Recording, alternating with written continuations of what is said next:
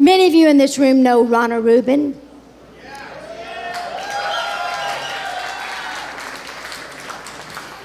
You know her for a lot of things, for her sharp wit, her sense of humor, while working on various projects with her. What you may not know is that Ronna is a certified master gardener, and along with her dog Buddy, is an Intermountain Therapy animal team. Ronna moved to Nashville to assume the position of National Director of Press and Artist Development at Warner Brothers Records. There she created media campaigns for artists like Emmylou Harris, Dwight Yoakam, Take Six, Katie Lang, Bella Fleck, and the trio, Dolly Parton, Linda Ronstadt, and Emmylou Harris, and secured TV bookings and maintained press for Randy Travis, Hank Jr., and others. Oh, she's got a long thing. Okay. Where are you, Ronna? You get more than anybody else tonight. Where are you? She was good to me when I was at Warner Brothers. I can name other people that weren't, but she was.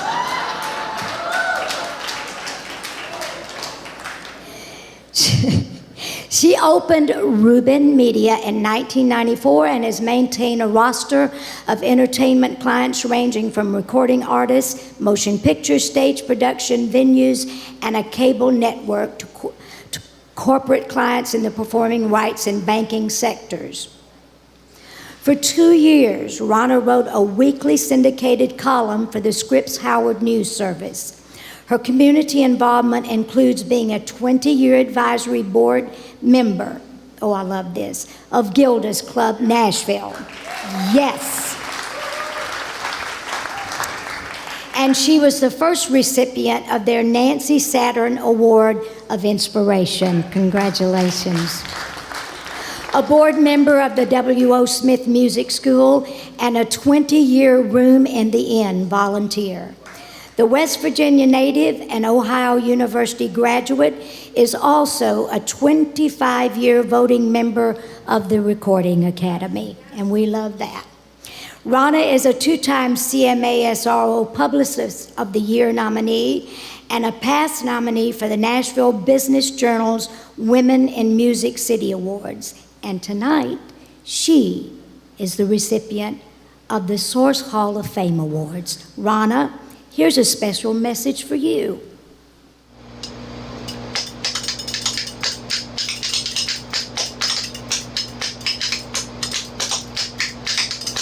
She said if I'd learned to play the spoons, I might have a chance of having a career. It was sage advice from Ronna Rubin, one of the best publicists ever at Warner Brothers Records. Ronna, I can play them pretty good now. What do you think my chances are? Come on, you can get me a career started. Ronna, congratulations on your Source Award. It's much deserved, if for nothing else, putting up with me 34 years ago when we launched Guitars Cadillacs, and all the artists that you've touched the lives of between then and now. Congratulations, Ronna. I'm getting good with these spoons. Please welcome to the stage 2018 Source Hall of Fame inductee, Ronna Rubin.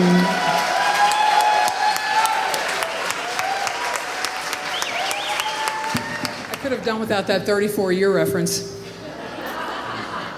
As proof, though, that it was a really long time ago, when we first launched this single, we were doing some media in town. We had done Nashville Now. I'm going off script, and you're like, oh, great, she's last and she's rambling, but I'll talk really fast. And we did Nashville Now, and we wanted to grab some dinner, and so Dwight and his manager and I went to Houston's, which is on West End, where Bricktops is now. And we walked in, and we were waiting for a table, and the hostess sheepishly walks over to us and says, "I'm sorry, sir, we cannot serve you because of the holes in your jeans." It's a true story.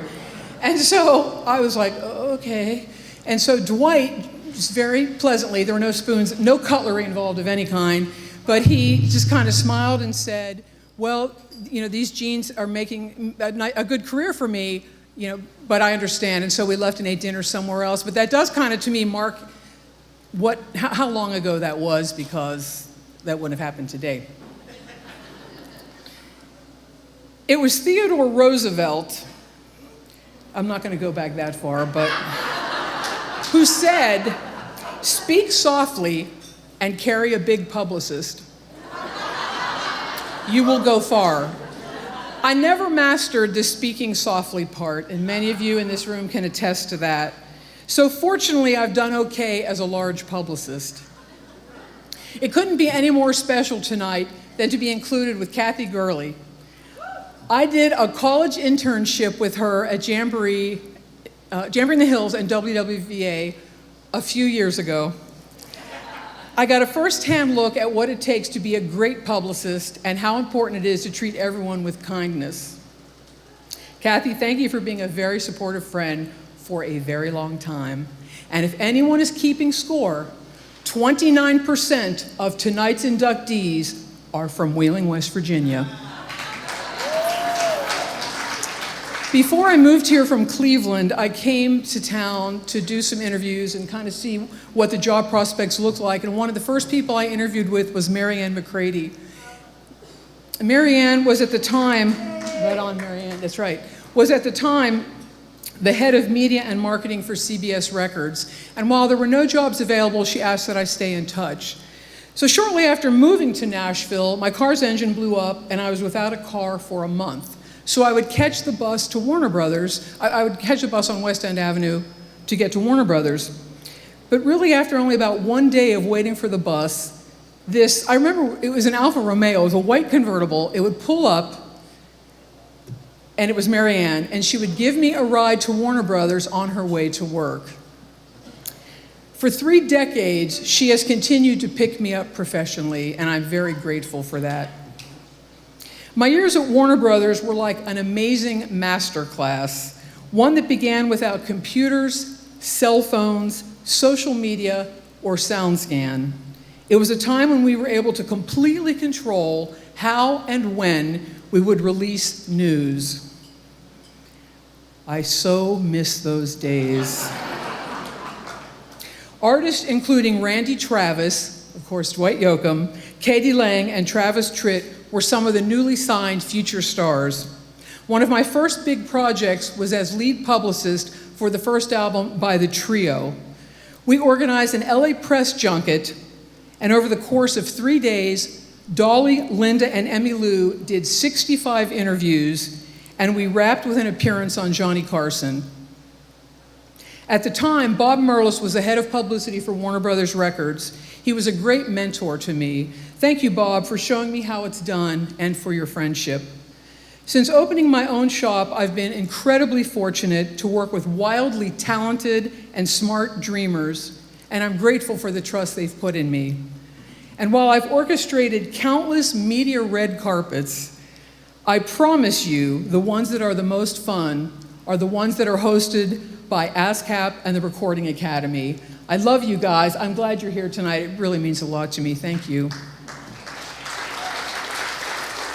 So many of us in this room broker people's dreams for a living. It's a responsibility I do not take lightly. Sometimes I want to kill these same people, but I still keep my eye on my responsibility.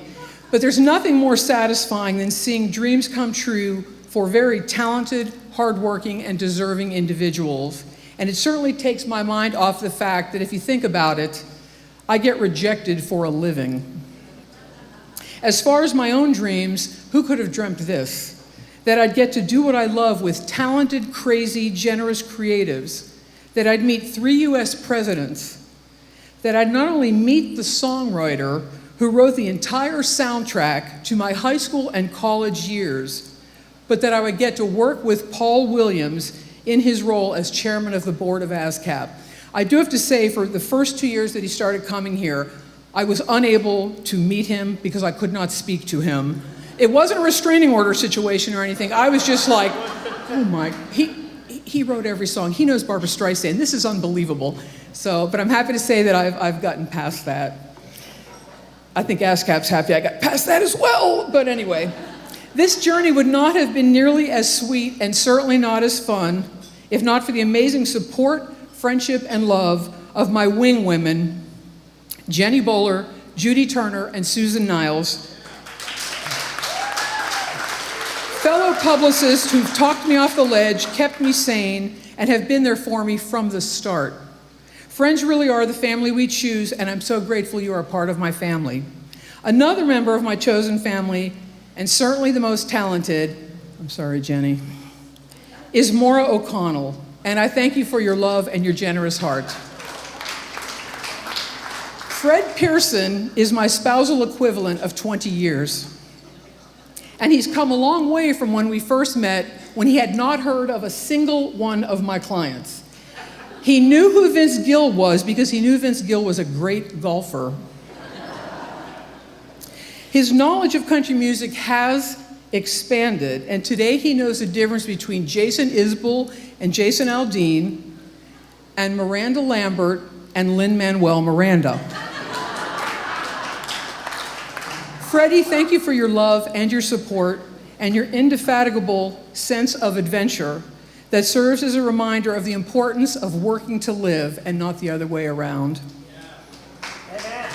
It must be noted that the Source organization was created 27 years ago and was the first to support, acknowledge, and raise up women in our music industry. Groundbreaking in 1991, vitally important in 2018. Thank you to the awards committee for your tireless efforts in executing such a beautiful event and making me feel very special and exceedingly grateful. Suzanne Lee, where are you, Suzanne? Where is Suzanne Lee? I just hear from the back. Your signature is all over this event, and I thank you, friend, for your hard work and your kindness. Sarah Brosmer, you had the unenviable task of trying to be my liaison, is what you were called. I called you my production manager, and it's tough to get a publicist to not be a publicist. Thank you for guiding me through the process, and especially for several decades of friendship. I don't know where she is. One of my favorite quotes is from Mother Teresa. She said, "We cannot all do great things, but we can do small things with great love." I want to thank all of you for allowing me to continue to do small things with great love. And speaking of small things, I would be remiss. Brenda Lee.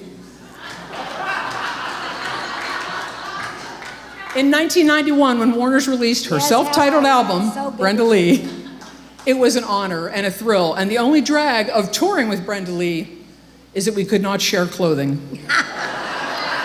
But thank you. Thank you so much.